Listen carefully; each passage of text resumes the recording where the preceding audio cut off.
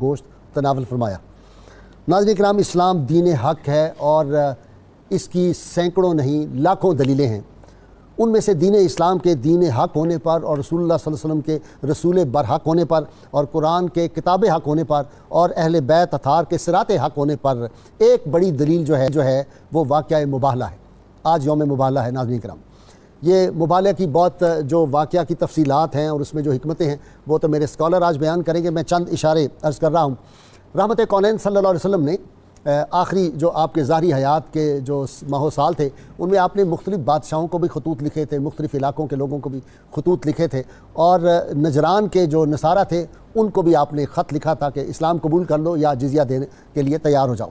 تو وہاں سے ایک وفد آیا تھا 60 رکنی، جن میں 14 جو تھے وہاں کے اشراف تھے، اور ان 14 میں سے بھی 3 کے بارے میں کہا جاتا ہے کہ وہ VVIP تھے ان میں، اور عاقب جو تھا وہ ان کا لیڈر تھا، اسقف اعظم جس کو کہتے تھے۔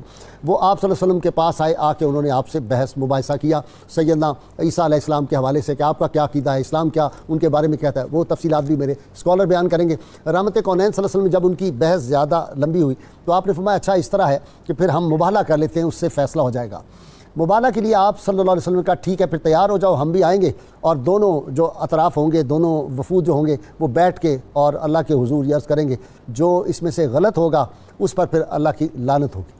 تو جب رحمت کونین صلی اللہ علیہ وسلم قافلہ سالار تھے، آپ وہاں سے نکلے، اور آج سحری کے وقت میرے دل میں آیا کہ یہ جو تھا 5 نوری قافلہ تھا۔ یہ ذہن میرے میں ایک نئی ٹرم آئی کہ یہ 5 نوری قافلہ جب آگے بڑھا اس میں کون کون تھا؟ حسنین کریمین تھے، سیدنا امام حسن علیہ السلام نے آپ صلی اللہ علیہ وسلم کی انگلی مبارک، انگشت مبارک پکڑی ہوئی تھی، امام حسین کو آپ نے گود اٹھایا ہوا تھا، سیدہ فاطمہ اور سیدنا علی مرتضیٰ شیر خدا پیچھے پیچھے چلتے آ رہے تھے۔ یہ قافلہ جب آیا اور انہوں نے جب وہ جو تھا ماہ طیبہ کی تجلی دیکھی اور اس قافلہ کے جو انوار برس رہے تھے وہ دیکھے، تو اسقف اعظم نے اپنے قافلے کے دیگر لوگوں سے کہا کہ یہ وہ لوگ ہیں، ان کے چہروں پہ میں وہ ضیاء باریاں دیکھ رہا ہوں کہ اگر یہ سامنے پہاڑ کو حکم دیں تو پہاڑ چلنا شروع ہو جائے گا، اس لیے ان سے مباہلہ نہ کرو، ہم تباہ و برباد ہو جائیں گے۔ مجھے اس نبی مکرم صلی اللہ علیہ وسلم میں وہ تمام نشانیاں جو ہم نے تورات و انجیل میں پڑھی ہیں وہ نظر آ رہی ہیں، لہٰذا وہ واپس چلے گئے۔ تو رحمت کونین صلی اللہ علیہ وسلم نے اس پہ بڑا عجیب تبصرہ فرمایا، انہوں نے جزیہ دینا قبول کر لیا۔ جزیے کی تفصیلات ہیں کہ انہوں نے کیا کیا کہا کہ ہم کیا پیش کریں گے، 2000 جوڑے کپڑے، ایک جوڑا جو ہوگا وہ 40 دینار کا ہوگا۔ اسی طرح انہوں نے کہا کہ 1000 ہم ماہ سفر میں دیں گے، 1 ماہ رجب میں، اور 30 اونٹ، 30 زریں، 30 نیزے اور 34 گھوڑے۔ اس پہ وہ جو کمپرومائز ہو گیا۔ جب وہ واپس چلے گئے تو رحمت کونین صلی اللہ علیہ وسلم فرمایا اگر یہ ہم سے مباہلہ کر لیتے تو ان کی شکلیں سوروں اور بندروں کی طرح بن جاتی، ان پہ آگ برستی اور اہل نجران کے وہاں پہ درخت بھی جل جاتے اور پرندے بھی جل جاتے، تو یہ بچ گئے تھے۔ اس میں کیا حکمتیں تھیں؟ جب اللہ کے محبوب بندے اللہ کی بارگاہ میں جب ہاتھ اٹھا دیتے ہیں تو پھر کیسے ہوتا ہے، جو حق پہ ہوتا ہے اس سے ہمیں پتہ چلتا ہے فتح ہمیشہ حق کی ہوتی ہے اور باطل جو ہے اس کو سرنگوں ہونا پڑتا ہے۔ ناظرین کرام، اس میں ایک بہت اہم بات جو میں عرض کرنی چاہتا ہوں وہ یہ کہ رسول اللہ صلی اللہ علیہ وسلم جب یہ معاہدہ سارا طے ہو گیا جزیہ دینے کا، اس میں 2 شقیں آپ نے شامل فرمائی ہیں، 3۔ آپ نے فرمایا مسلمانوں کا جو سفیر آئے گا تم اس کی پوری عزت و تکریم کرو گے، سودی کاروبار نہیں کرو گے، اسلام کے زیر نگی آنے کے بعد سود کا کاروبار نہیں ہوگا، اور مسلمان تمہارے دین کی اور تمہاری آزادی کے بھی نگران ہے کہ تمہیں آزادی ہوگی مذہبی۔ یہ ہے اسلام، جو اسلام پہ الزام آتا ہے کہ کتنا صلح جو مذہب ہے، اور اس پہ پھر صحابہ کرام نے بھی دستخط کر دیے۔ ناظرین کرام، اس میں دعا کی اہمیت کیا ہوتی ہے، اہل اللہ جو ہوتے ہیں ان کے چہرے جو ہوتے ہیں اس پہ کیسے انوار ہوتے ہیں، اور پھر وہ جو ہے نا بدر کمال، اس کے تو پھر انوار کا عالم کیا ہوگا، ساری کائنات اس سے روشن ہے۔ میں اپنے اسکالر کی طرف بڑھتے ہوئے پیر قمر شکور آج میرے ساتھ ہیں، ان کے ساتھ ڈاکٹر طاہر امین تنولی آج میرے مہمان ہیں، اور آخر میں صاحبزادہ یوسف اظہر جو ہیں ان سے منقبت جو ہے وہ میں آپ کو سنواؤں گا۔ مولانا حسن رضا خان بریلوی کا جی پیر صاحب آپ کی اور ڈاکٹر تنولی کی نظر ہے شعر، انہوں نے کہا کہ آفتاب و ماہ و شم و گل یہاں سب ہیچ ہیں، شان حق آئی نظر جلوہ تمہارا دیکھ کر، یا رسول اللہ یہ ادا یہ ناز یہ انداز یہ صورت کہاں، یہ ادا یہ ناز یہ انداز یہ صورت کہاں، منہ نہ دیکھوں حور کا تلوہ تمہارا دیکھ کر۔ جی پیر صاحب پہلے تو اس کی ہسٹری جی، اور یہ بتائیں مباہلہ کیا ہوتا ہے؟ جی بسم اللہ الرحمن الرحیم۔ آج جس عظیم اور اہم ترین واقعہ کی یاد ہم اس پروگرام کے ذریعے سے منا رہے ہیں، تو یہ جب وہ تحریری طور پر نجران کے عیسائیوں کو اسلام کی دعوت دی تو انہوں نے، جیسے آپ نے ارشاد فرمایا انٹرو میں، انہوں نے اپنا ایک ڈیلیگیشن حضور علیہ السلام کی خدمت میں بھیجا۔ یہ سورہ آل عمران کی آیت نمبر 59 تا 61 3 آیات ہیں جو آیت اس مباہلہ کے بارے میں نازل ہوئی ہیں اور مباہلہ کی کیفیت کو بیان کرتی ہیں۔ میں ان آیات سے برکت حاصل کرتا ہوں، لیکن پہلے یہ ایک دو جملے تمہیداً یہ عرض کرنا چاہتا ہوں کہ یہ توحید اور تثلیث کی لڑائی تھی۔ صدیوں سے تثلیث کا جو عقیدہ دنیای عیسائیت میں فروغ پا رہا تھا اس کا ٹکراؤ تھا اسلام کے ساتھ، اور اللہ جل مجدہ الکریم اپنے پیارے نبی صلی اللہ علیہ وآلہ وسلم جو نبی آخر الزمان علیہ تحیت و ثنا اور خاتم النبیین ہیں، ان کی ذات والا شان کے ذریعہ سے ہمیشہ کے لیے باطل کو سرنگو کرنا چاہتا تھا، اور یہ ثابت کرنا تھا کہ اللہ کی ذات وحدہ لا شریک ہے، کوئی وحدہ لا شریک نہیں، کیونکہ ہر نبی علیہ السلام کی تبلیغ کا بنیادی نقطہ جو ہے وہ توحید ہی تو ہے، جس کے لیے ہر نبی تشریف لائے، مرکزی اور بنیادی نقطہ ہی یہ ہے۔ اور یہ بات بہت ہی اہم ہے سمجھنے کے لیے کہ جس طرح بدر، احد، خندق، اس میں صحابہ کرام علیہم رضوان تیر و تفنگ کے ساتھ داد شجاعت دیتے ہیں اور جام شہادت بھی نوش کرتے ہیں، اسی طرح مباہلہ اسلام کی روحانی اور باطنی لڑائی تھی، جس میں حضور علیہ السلام کے ساتھ یہ چاروں نفوس قدسیہ جو ہیں وہ تشریف لائے۔ یہ روحانی فتح بھی تھی، روحانی فتح بھی تھی، اور باطنی فتح بھی تھی، اور علمی فتح بھی تھی، اور حق کی فتح بھی تھی۔ ارشاد ہے ان مثل عیسیٰ عند اللہ کمثل آدم خلقہ من تراب ثم قال له کن فیکون۔ چونکہ انہوں نے جب بات ہوئی تو انہوں نے پوچھا کہ حضرت عیسیٰ علیہ السلام کا باپ کون ہے، اس کا اب یہ ایک ہمارے یہ انتہائی ایمان افروز بات ہے کہ جس نبی پر کوئی الزام لگے، جس نبی سے کوئی بحث تمہیز ہو، جواب وہ نبی دے، الزام کی وضاحت وہ نبی کرے، لیکن میرے اور آپ کے کریم آقا صلی اللہ علیہ وآلہ وسلم اور کونین کے تاجدار کی شان یہ ہے کہ ان کی بارگاہ میں کوئی سوال کرے، کوئی بے ادبی کرے تو اس کا جواب وہ فرش پہ ہوتا ہے، جواب عرش سے آتا ہے۔ یعنی آقا علیہ السلام کی خدمت میں جب انہوں نے پوچھا کہ حضرت عیسیٰ علیہ السلام کا باپ کون ہے، تو پروردگار عالم نے جواباً ارشاد فرمایا، وہی نازل کی اور فرمایا بے شک عیسیٰ علیہ السلام کی مثال اللہ کے نزدیک آدم علیہ السلام کی سی ہے، جسے اس نے مٹی سے بنایا، پھر اسے فرمایا ہو جا، وہ ہو گیا۔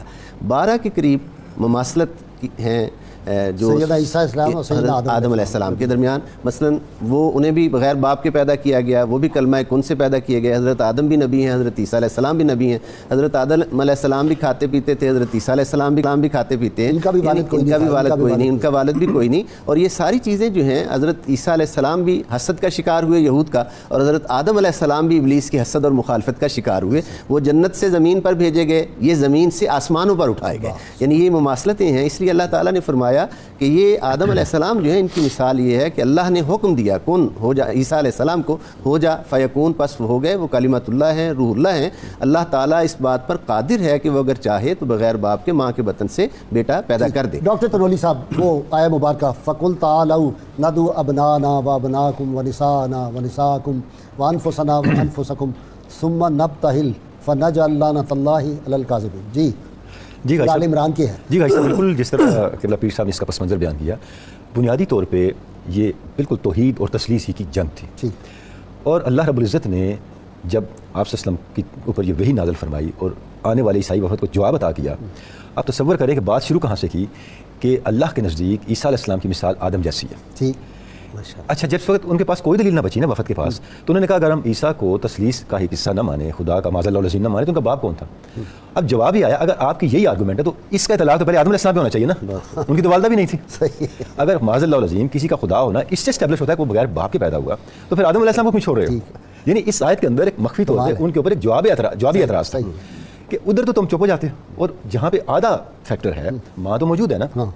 اصل بات یہ ہے کہ اللہ نے کن فیکون اپنی قدرت کے تحت پیدا کیا، وہ چاہے ماں کے بغیر پیدا کرے چاہے باپ کے بغیر پیدا کرے، تو ایک استدلالی بنیاد پہ ان کا جو دعویٰ تھا اس کی جڑ کو کاٹ دیا۔ اچھا، اس کے بعد جو آیہ مباہلہ آئی، غائی صاحب قبلہ، یہ آیہ مباہلہ اتنی جامع ہے، یہ اسلام کے پورے ریاستی مزاج کو بیان کرتی ہے۔ ریاستی مزاج کو وہ کس طرح بیان کرتی ہے؟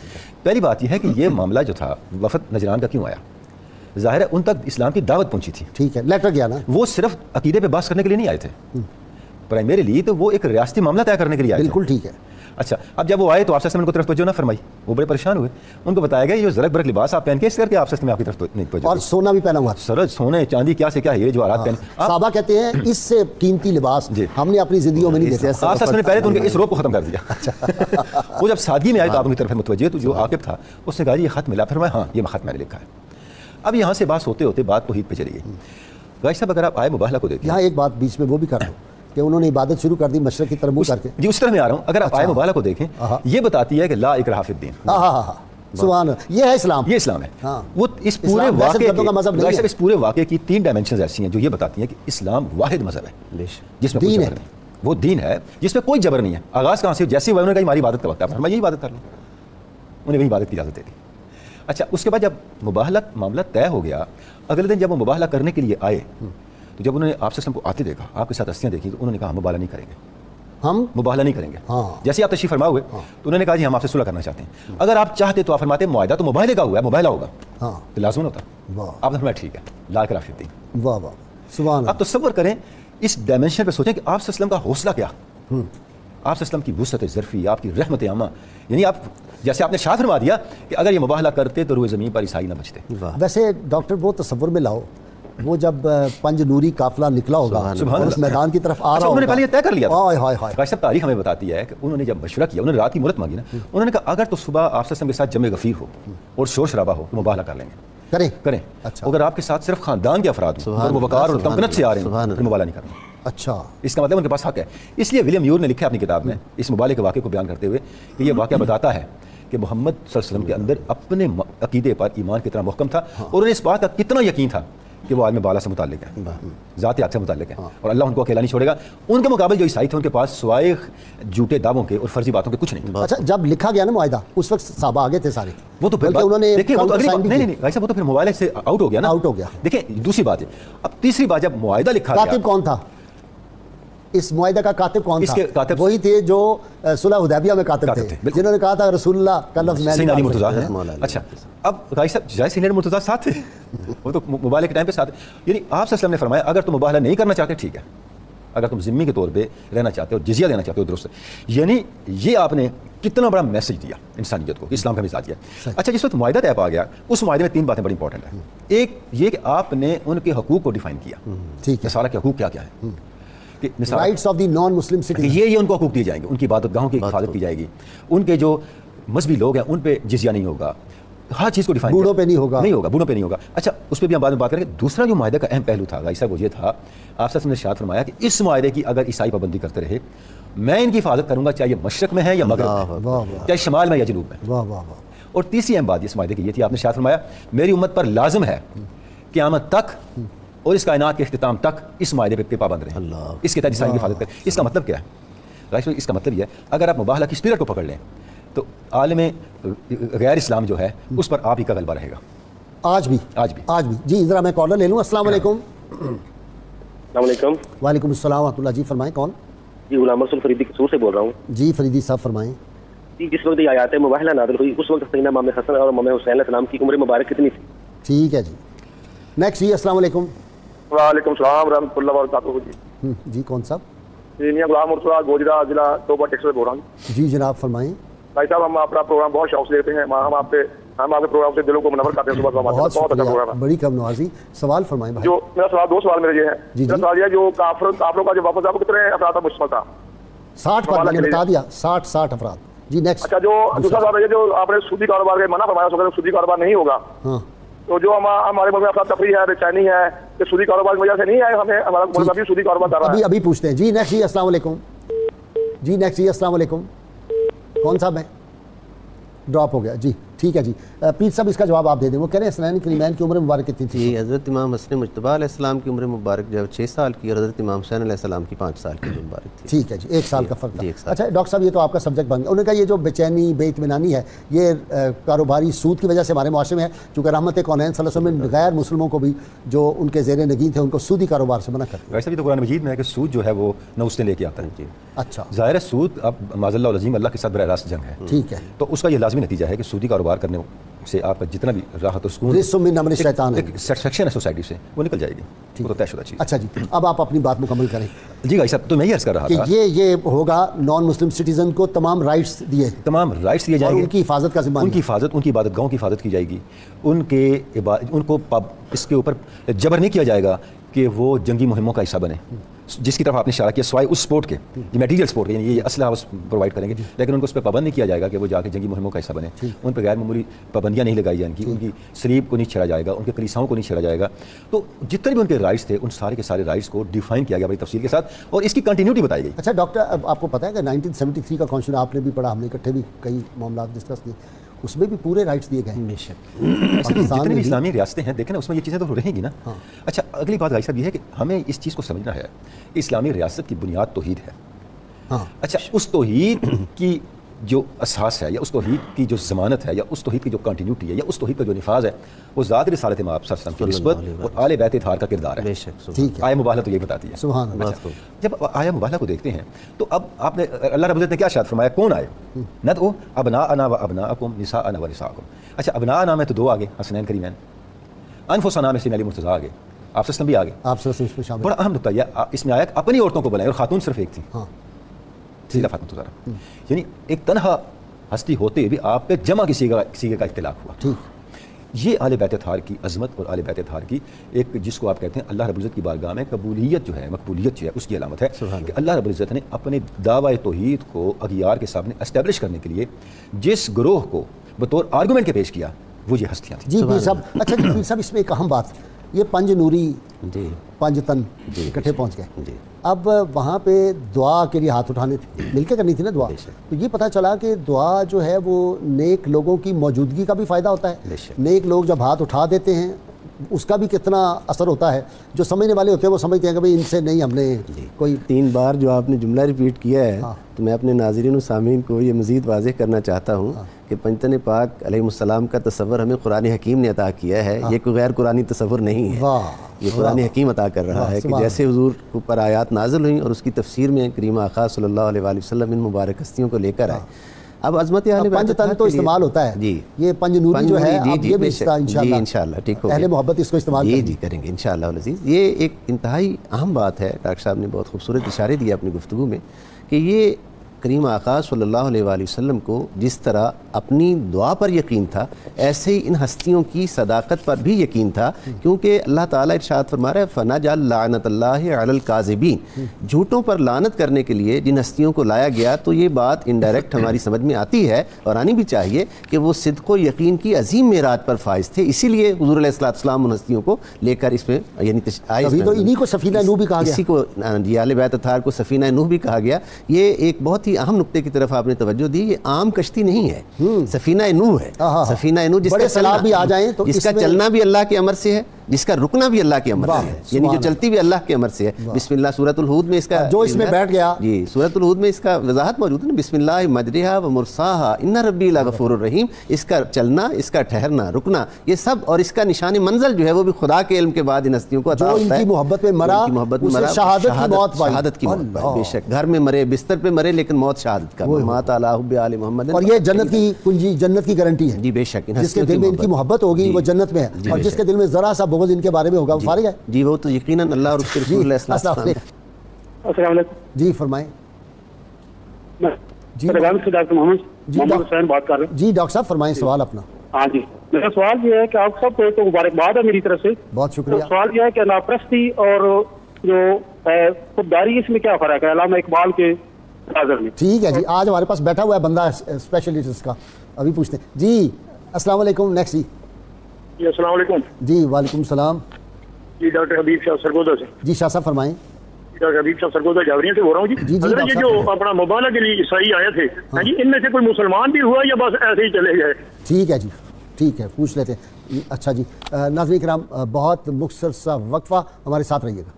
اللہم صلی علی سیدنا و مولانا محمد وعلى سيدنا علي وسيدتنا فاطمة وسيدتنا زينب وسيدنا حسن وسيدنا حسين وعلى آله وصحبه وبارك وسلم. اللهم صل على سيدنا ومولانا محمد وعلى سيدنا علي وسيدتنا فاطمة وسيدتنا زينب وسيدنا حسن وسيدنا حسين وعلى آله وصحبه وبارك وسلم. وعلى آله وصحبه وبارك وسلم. ویلکم بیک ناظرین کرام. جی پیر صاحب پہلے سوال کا ڈاکٹر حبیب صاحب نے پوچھا کوئی مسلمان ہوا تھا جو وفد آیا تھا اس میں سے؟ جی آقا علیہ السلام کی جو شان ہے رحمت للعالمین ہونا، اس کے بہت سے مظاہر اور مناظر ہم دیکھتے ہیں. تو یہاں بھی حضور کی رحمت کا فائدہ اٹھاتے ہوئے انہوں نے معذرت کی اور آقا نے جزیہ قبول کر لیا، اور ہماری اطلاع کے مطابق نہیں ہے، شاید کوئی ہوا ہو تو تاریخ میں ہمارے علم میں نہیں ہے، میں بھی کوئی مسلمان ہوا. جی ڈاکٹر صاحب وہ کہہ رہے ہیں کہ علامہ اقبال نے ایک انا پرستی ہے خودی ہے. اقبال کہتا ہے خودی کو کر بلند اتنا کہ ہر تقدیر سے پہلے. تو وہ کہتے ہیں کہ انا پرستی تو بہت بری چیز ہے اور یہ خودی، یہ کیا فرق کیا ہے؟ بڑا مختصر بھائی صاحب کی یہ ہے، جب آپ اپنی ذات کو بت بنا کے پوجنے لگیں تو یہ انا پرستی ہے. ٹھیک ہے. پہلی بات. خودی یہ ہے کہ آپ اپنی حقیقت کو پہچانیں. میری حقیقت کیا ہے کہ میں ذات حق کی عطا سے موجود ہوں. جب میں اس کا عرفان لے لیتا ہوں تو جو اوصاف ذات حق ہیں وہ بندے کی ذات کے اندر جھلکنے لگتے ہیں. خودی کو بلند کرنے کا مطلب یہ ہے کہ میں اپنی انا سے نکلوں اور اپنی اصل کے قریب ہونے کی کوشش کروں، کیونکہ میری اس طرف جاؤں کہ جب رب تعالیٰ ذات حق کی طرف ہاتھ ہے اللہ کا بندہ مومن کا ہاتھ، اس طرف جاؤں. صحیح. 3 کالر اور ہیں. جی السلام علیکم. جی کون صاحب ہیں؟ جی ارشد صاحب بات کر رہا ہوں صاحب. جی بھائی سوال. جی سوال. سر یہ میں نے پیر صاحب سے پوچھنا تھا کہ مسلمان اور مومن میں ڈیفینیشن کیا ہے، کیا فرق ہے سر؟ ٹھیک ہے. جی جی السلام علیکم. وعلیکم السلام. جی میں حافظ اظہر عثمان بات کر رہا ہوں شاہپور سے. جی جی بتاؤ بیٹا کوئی سوال میرا بتاؤ. سوال ہے کہ جو جیران سے وفد آیا تھا اس کے سردار کا نام کیا تھا؟ وہ تو میں نے آ کے بتا دیا آپ. نیکسٹ دے دیں. جی السلام علیکم. وعلیکم السلام. جی بیٹے بتاؤ. جی میرا یہ سوال ہے کہ اکثر جب بہت مشکل اور کٹھن حالات ہوتے ہیں، جیسے آج کل کتنا ہے یہ مودی کتنا ہو گئے، تو ہم کیا اللہ تعالیٰ سے جب غیب سے مدد لینی ہو تو اس کے لیے دعائیں رہتی ہے، مگر یہ عام بندہ نہیں پڑھ سکتا، لیکن آپ جیسے پہنچے ہوئے لوگ سے پڑھ سکتے ہیں، تو کیا غیب سے مدد نہیں لی جا سکتی؟ بیٹے پوچھتے ہیں ابھی، بالکل پوچھتے ہیں اس کا. جی پیر صاحب انہوں نے آپ سے ہی پوچھا ہے براہ راست، ورنہ میں کنوری سے پوچھتا. وہ کہہ رہے ہیں کہ مسلمان اور مومن کا فرق کیا ہے؟ اشفاق احمد خان صاحب ایک جگہ لکھتے ہیں جی، کہتے ہیں کہ جو اس کو مانتا ہے وہ تو مسلم ہے اور جو اس کی مانتا ہے وہ مومن ہے. ٹھیک ہے جی. یہ کئی صوفیاء نے کہا. جی جی اس پہ بہت زیادہ لوگوں نے کہا. ایک ڈیفینیشن یہ بھی ہے کہ جو کلمہ پڑھے وہ مسلمان ہے، اور جو لا یؤمن احدکم حتی یکون احب الیہ من والدہ وہ تو حدیث پاک کی. اچھا جی وہ کہہ رہے ہیں جی کہ یہ بیٹی نے پوچھا ہے کہ مشکل حالات، آپ یا ڈاکٹرز پہ ترجمہ، وہ کہہ رہے ہیں کہ دعائے سیفی ہم لوگ پڑھتے ہیں، آپ سب لوگ، تو کہہ رہے ہیں کہ مشکل حالات میں دعائے سیفی تو وہ کہہ رہے ہیں خاص لوگوں کو پڑھنی چاہیے. ویسے یہ بڑا سینسٹیو سا کوسچن ہے. پرائمری تو آپ کا سبجیکٹ ہے، سب پڑھ سکتے ہیں. جی بس میرا یہ ہے اگر آپ نے کہہ دیا تو اس پہ کوئی رائے نہیں دے سکتے. ایسے کہ میں چونکہ بریلی شریف حاضر ہوا ہوں اور اس کی مجھے حضرت علامہ اقبال احمد نوری صاحب سے باضابطہ اجازت بھی ہے، انہوں نے فرمایا تھا آگے آپ اجازت دے سکتے ہیں، تو یہ پڑھی جا سکتی ہے. صرف یہ ہے کہ چونکہ تاثیر کے اعتبار سے یہ گرم ہے، اس کے اول آخر درود پاک ضرور کم از کم ایک تسبیح ضرور پڑھیں. مجھے تو پیر محمد کرم شاہ رحمۃ اللہ علیہ نے اجازت دی تھی اور یہ بہت زبردست ہے. درود تو ہر بیٹا ہر دعا سے پہلے اور آخر میں درود پاک جو ہے نا وہ اس دعا کو اوپر لے کے جاتا ہے، ورنہ معلق رہتی ہے. تو اس لیے کوئی بھی دعا جب پڑھیں تو اول و آخر درود پاک پڑھیں تو وہ اس کی پرواز بہت تیز ہو جاتی ہے. جی دعا پہ ہم بات کر رہے تھے، پیر صاحب مکمل جس وقت سرکار کل جہاں صلی اللہ علیہ وآلہ وسلم کا شان اقدس سے لے کر چلتے ہیں نا جن ہستیوں کو سارا واقعہ بتا کے بیان کر کے، تو حضور تاکید فرما رہے ہیں کہ جب میں ان کے لیے ہلاکت و بربادی کی دعا مانگوں تو تم اس پر آمین کہنا. یہ باقاعدہ یعنی تربیت کی جا رہی ہے اور بتایا جا رہا ہے، سمجھایا جا رہا ہے. یہ ترتیب تو قرآن حکیم نے قائم کی، جیسے ڈاکٹر صاحب نے بھی بات کی ابنا، تو آگے حضور علیہ السلام نے شہزادوں کو رکھا. اسے اولیات امام حسن مجتبی علیہ السلام میں بیان کیا جاتا ہے کہ آپ وہ کمسن شہزادے ہیں جو اپنے قدموں پہ چل کے مباہلہ کے لیے تشریف سیوگلی پکڑی، چونکہ حضرت امام حسین تو حضور کی گود میں تھے، یہ ان کی اولیات میں اس کو شمار کیا جاتا ہے. اور جناب سیدہ کونین سیدہ فاطمہ الزہرا سلام اللہ علیہ کا توحید باری تعالیٰ کی گواہی میں اور حضور علیہ السلام کی اس دعا کی آمین میں شامل ہونا، یہ اس بات کا اعلان و اظہار ہے کہ دین پر اگر کوئی کڑا وقت آئے تو اس وقت جو بھی دین کے حوالے جس طرح کی خدمت دین کی بجا لا سکتا ہے وہ اسی طرح، جس طرح غزوات میں صحابیات علیہ رضوان حاضری دیتی تھی، مرہم پٹی، پانی پلانا، اس طرح اب یہ چونکہ مقام ایسا تھا اور اس کے لیے حضور علیہ السلام نے پسند کیا کہ اللہ میرا رب چاہتا ہے کہ باہر نکلا جائے، تو وہ پاک بی بی جن کا کبھی منہ مبارک بھی شمس و قمر نے نہیں دیکھا تھا، وہ بھی اپنے پردے میں اپنے حجاب میں آج خداوند لم یزل کی توحید کی سربلندی کے لیے. یعنی اس سے یہ بھی پتہ چلتا ہے یہ جو ہماری کشمیر میں بیٹیاں باہر نکلی ہوئی ہیں آزادی کے حق کے لیے اور حق کی خاطر، کہ اگر دین پہ کوئی جب آنچ آ جائے، جب وقت مشکل آ جائے تو پھر پاک باز گھروں میں با پردہ جو خواتین ان کو بھی نکلنا ان کے لیے فرض ہو جاتا ہے. پاک پروردگار کی